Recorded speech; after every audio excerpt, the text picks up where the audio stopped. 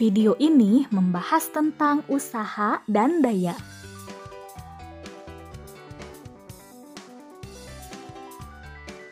Apa yang kalian pikirkan ketika kalian mendengar kata usaha?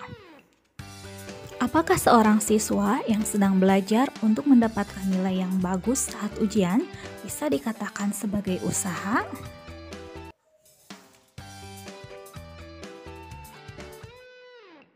Atau seorang pekerja kantoran yang sedang bekerja mencari nafkah dikatakan sedang melakukan usaha? Dalam konteks kehidupan sehari-hari, tentu saja aktivitas-aktivitas tersebut termasuk ke dalam usaha. Namun, dalam sudut pandang fisika, aktivitas tersebut belum tentu dikatakan sebagai usaha. Ilustrasi berikutnya, sejumlah orang sedang mendorong sebuah mobil yang sedang mogok. Masing-masing orang memberikan gaya melalui suatu dorongan pada mobil, sehingga mobil bergerak. Adanya gaya yang bekerja pada mobil yang menyebabkan mobil berpindah tempat. Dalam sudut pandang fisika, aktivitas tersebut termasuk ke dalam usaha.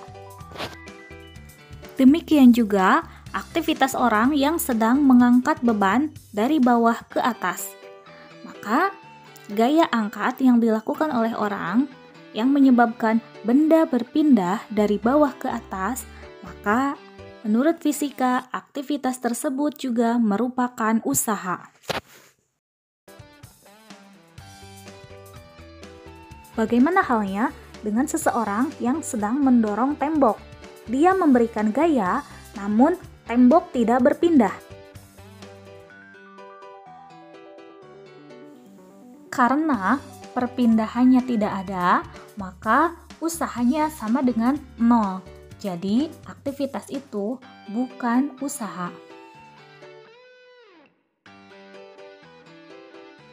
Sebuah benda dapat dikatakan melakukan usaha jika memenuhi dua syarat. Yang pertama, ada gaya. Yang kedua, ada perpindahan yang segaris dan searah dengan gaya. Bagaimana halnya jika seorang anak yang sedang menjinjing ember kemudian berjalan ke depan? Ketika anak menjinjing ember, berarti anak tersebut melakukan gaya yang arahnya ke atas, dan ketika dia berjalan, maka ada perpindahan yang arahnya ke depan. Namun, menurut fisika, usaha anak tersebut sama dengan nol, karena arah perpindahannya tidak sama dengan arah gayanya. So you said you found somebody else.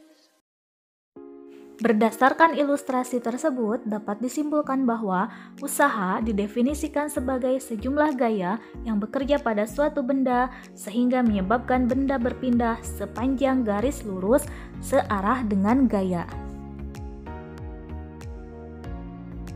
Usaha dilambangkan dengan huruf W, artinya work, dan secara matematis dapat dituliskan dengan rumus W sama dengan F kali S, di mana F adalah gaya yang satuannya Newton dan S adalah perpindahan yang satuannya meter, sehingga satuan dari usaha adalah Newton meter atau biasa dikatakan Joule.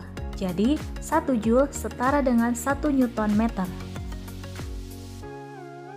Berikut ini adalah contoh soal usaha.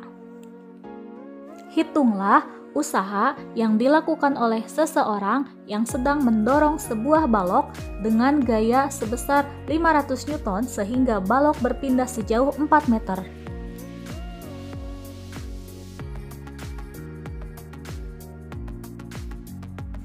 Berdasarkan soal dapat diketahui bahwa gaya atau F sama dengan 500 Newton dan perpindahan atau S sama dengan 4 meter.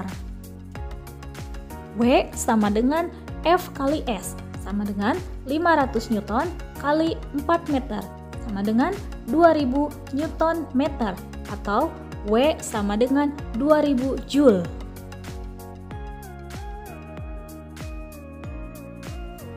Daya atau power dilambangkan dengan huruf P adalah perbandingan antara usaha dengan selang waktu. Secara matematis, Daya dapat dituliskan dengan P sama dengan W dibagi T.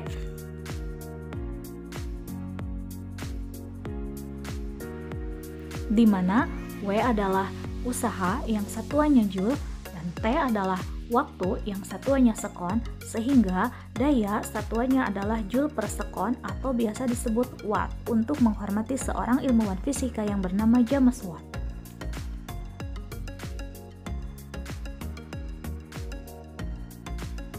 Daya berbanding terbalik dengan waktu, sehingga semakin cepat seseorang melakukan usaha, maka daya yang ia lakukan semakin besar.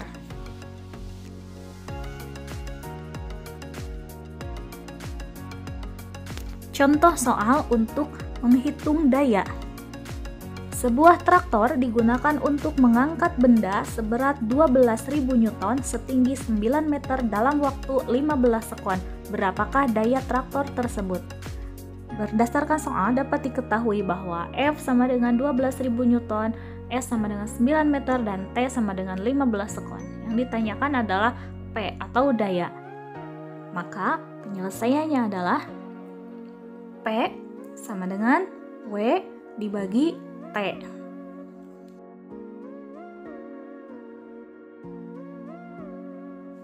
Karena W sama dengan F kali S, maka dapat ditulis P sama dengan F kali S dibagi T.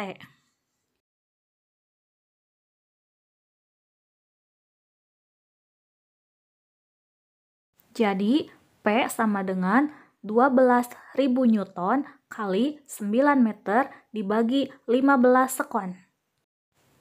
P sama dengan 7.200 Newton meter per sekon atau 7.200 Joule per sekon atau 7.200 Watt.